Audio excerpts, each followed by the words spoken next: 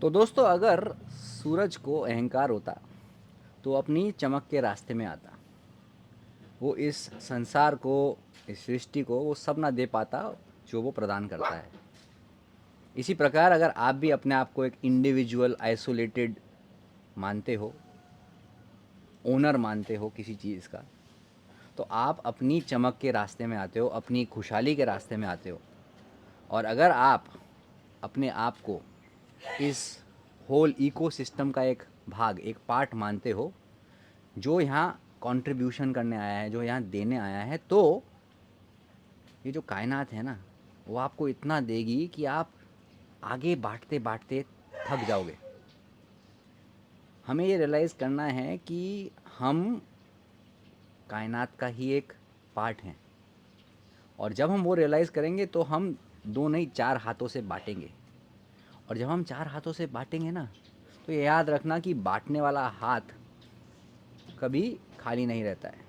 तो जिस भी भगवान को आप मानते हो, ऊर्जा को आप मानते हो, अगर उसको आप दिल से मानते हो, डर से नहीं, तो आपको पता होगा कि जब आप किसी को कुछ देते हो कायनात में, कुत्तों को खाना खिलाते हो, अपने परिवार की प्रोविज़न करते हो, किसी को आगे देते हो, तो वो आप एक कायनात का भागीदार और एक ग्रेटफुल भागीदार होने का रोल निभा रहे हो। और उसके लिए आपको मेडल नहीं चाहिए, क्योंकि तभी आपको लॉ ऑफ सर्कुलेशन से और मिलता है। पर जो व्यक्ति अटक गया है ईगो में, ओनरशिप में, और उसे लगता है कि दुनिया में कम है, क्योंकि बहुत सारे भिखारी महलों में रहते हैं ना, क्योंकि उनके दिल में भिखारीपंती है। एक आर्थिक स्थिति नहीं है भिखारी होना, एक मानसिक स्थिति है। सिमिलरली एक राजा होना भी एक आर्थिक स्थिति नहीं है, एक जिम्मेदारी है, एक मानसिक स्थिति है। तो एक रईस आदमी, अमीर नहीं, रईस आदमी अपनी दो रोटी में से भी एक बांटने की क्षमता रखता है ना। और एक भिखारी जो महल में रहता है, उसके पास बहुत है लेकिन वो किसी को कुछ देता नहीं, क्योंकि उसे लगता है कि सब कम हो जाएगा। ऐसी ज़िंदगी जीने से अच्छा है मत जियो, क्योंकि आप कायनात के रास्ते में आ रहे हो। कायनात ने आपको जो भी दिया है ना, वो बांटने को दिया है। आपका ये सोच हो, आपकी ये बॉडी हो, जो भी है आपको बांटने को दिया है, ताकि आप बांटोगे तो वो बढ़ेगा।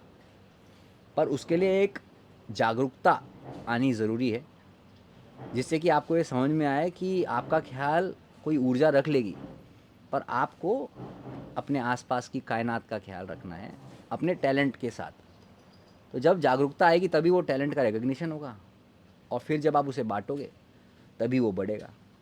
सोशल मीडिया सिखाता है ओनरशिप, इंडिविजुअलिटी, लोगों से कॉपी करना, छल कपट करके कंटेंट बनाना, ट्रेंडिंग कंटेंट बनाना, कुछ बड़ा कर लेना। उससे क्या होगा, एंड में फेमस होके भी क्या होगा, जब आप एक बहुत ही भिखारी रूपी ज़िंदगी जी रहे हो। और वो बंदा सुकून में है जो फेमस नहीं है, लेकिन जो ज़िंदगी के इस संतुलन को समझता है कि हमें मिला तो हमने बांटा, हमें बांटा तो हमें मिला, और उसके साथ ज़िंदगी आगे बढ़ती गई। इस लेसन में कुछ अगर अच्छा लगा हो तो इसको भी बांटो, ताकि आप दुनिया में ये पॉजिटिविटी स्प्रेड कर सको। वरना तो आपको पता है कि आजकल की दुनिया में अनअवेयर लोगों की आवाज़ ज़्यादा लाउड है, और वो आपको इंडिविजुअलिटी, आपको भिखारीपंती, कलेक्टिंग, होर्डिंग, है ना, और ईगो में ही लेके जाते हैं। और अगर ये बांटने की क्षमता दुनिया में बढ़ जाएगी तो कोई भूखा नहीं सोएगा, कोई असंतुष्टि से नहीं मरेगा, और सब साथ में खुशी के साथ जिएंगे। आज के लिए इतना ही। प्रणाम।